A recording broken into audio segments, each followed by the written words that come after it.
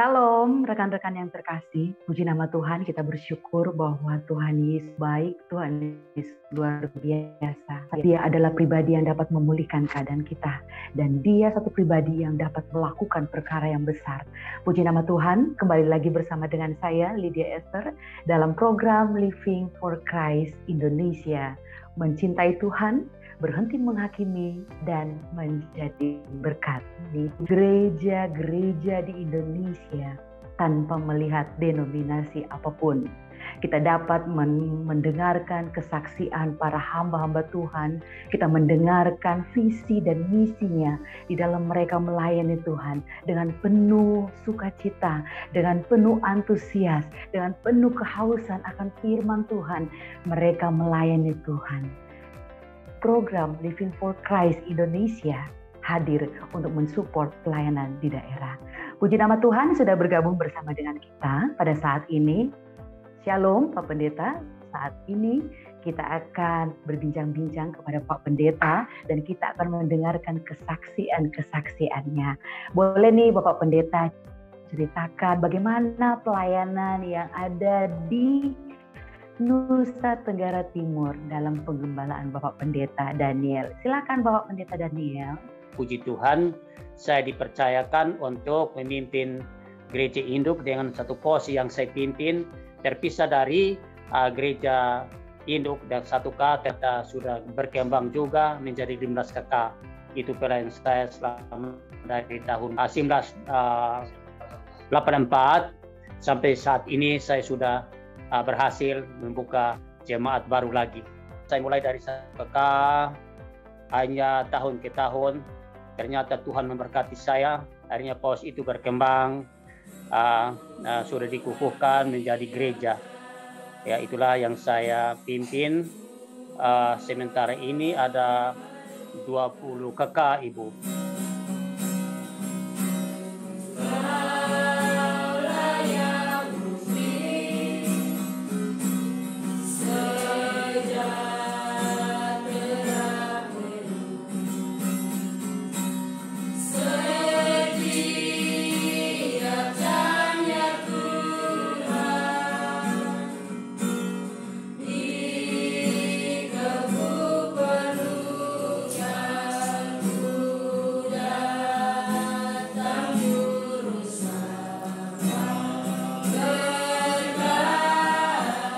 Awalnya itu juga saya merasakan akar pahit adalah memang kalau di sini tidak sembarang untuk membuka gereja atau pos. Saya ditangkap, bawa ke polisi, bawa ke camat, dan di sana saya jelaskan bagaimana organisasi ini tentang anggaran dasar dan anggaran rumah tangga. Bagaimana untuk gereja kami di Indonesia berawal karena jemaat itu dia jauh dari gereja induk, Ibu. Oleh karena itu saya jelaskan dan selesai, mereka kasih kesempatan untuk saya lanjut, Ibu. Tinggal lanjut daripada 1992 itu, kini saat ini saya tetap ini, tapi pembangunan ini belum, Ibu, belum sempurna. Oleh karena itu kami dari jemaat, kami coba-coba berusaha untuk bagaimana kami bisa memperbaiki rumah Tuhan ini. Memang kami membutuhkan pembangunan. Dan puji Tuhan juga dari 2015 ternyata saya buka lagi satu pos. Satu pos itu jauh daripada gereja induk juga. Saya buka satu pos dan sampai kini itu pos juga berkembang, Ibu. Ada 15 KK. Terdiri dari 15 KK dan sementara ini juga kami juga simpati dengan jemaat dan kami sementara berbakti di rumah orang dan kami juga berusaha dan kami sudah fondasi dan sudah slope bawah dan kami sudah berdiri tiang tetapi tidak lanjut oleh karena kebutuhan yang semestinya dapat diselesaikan.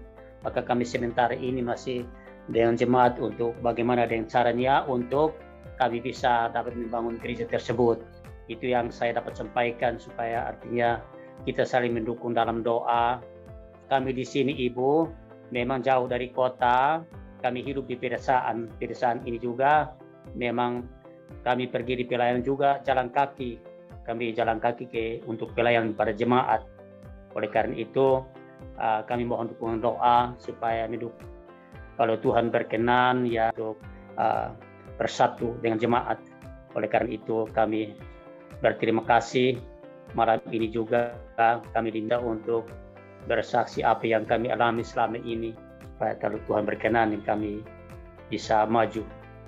Karena kami hidup di desa ini banyak kekurangan ada untuk kami bisa membangun itu.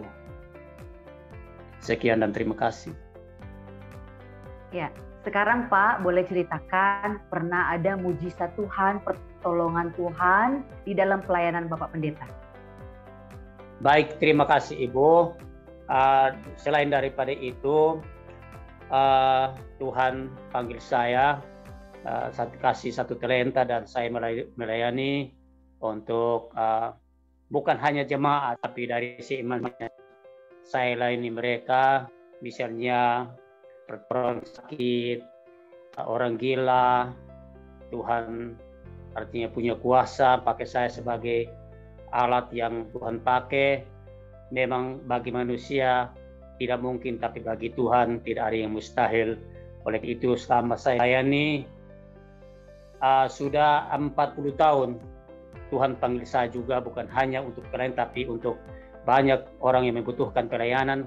Saya merasakan mujizat. Yang pertama, waktu saya di Kalabahi kembali, memang anak saya meninggal Ibu, anak nomor 2. Tetapi puji Tuhan kami bergumul dan berdoa dan Tuhan mujizat yang terjadi, anak saya hidup kembali. Dia meninggal dari tanggal jam 8 sampai jam 12. Dan kami bergumul, setelah itu anak saya Tuhan pulihkan.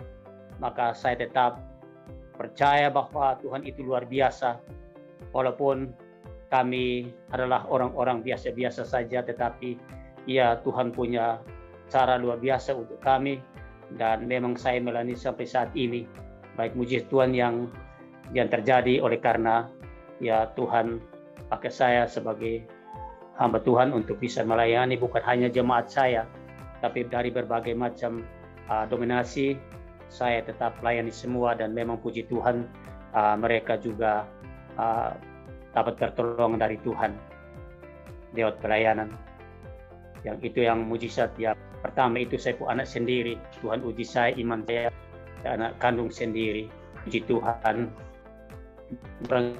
Pokoknya semua yang mereka mengalami sakit penyakit itu Tuhan bisa pulihkan mereka dengan kuasa-Nya. Oleh karena itu saya alami selama saya melayani 40 tahun. Tuhan tidak membiarkan saya seperti itu saja, tapi Tuhan membuka jalan untuk dalam pelayanan dalam jemaat. Pak, boleh diceritakan visi dan misi Bapak Pendeta untuk melayani Tuhan, motivasinya, visinya untuk bawa jiwa-jiwa kepada Tuhan, boleh diceritakan kita Pak? Baik, terima kasih Ibu untuk visi dan misi saya. Yang pertama adalah kita harus ajar jemaat itu harus melakukan kejujuran. Kenapa harus dia jujur?